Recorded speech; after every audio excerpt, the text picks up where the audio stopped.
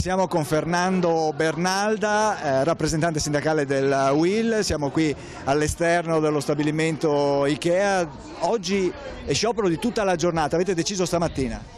Sì, abbiamo deciso stamattina perché avevamo indetto delle assemblee con i lavoratori proprio sulla base di quello che è avvenuto il 29 a Roma, della sospensione del tavolo trattante, e i lavoratori tutti insieme si è decisi di andare fuori anche perché vogliono e sostengono di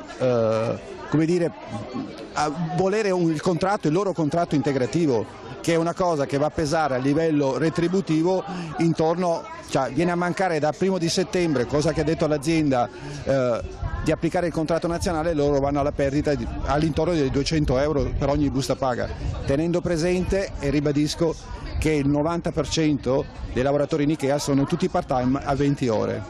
Ecco, allora oggi è una giornata intera di sciopero, avevate scioperato anche ieri, la protesta prosegue dunque? Assolutamente sì, noi siamo pronti a richiedere e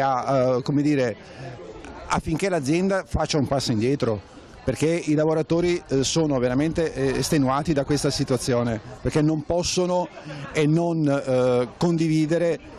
Ok, il costo del lavoro bisogna tagliarlo, ma affinché l'azienda fosse in perdita, l'azienda è in positivo, cioè non è che ci sia, come tutte le altre aziende, che ci possono chiamare ai tavoli dicendo abbiamo problemi di fatturato. Qui non c'è un problema di fatturato.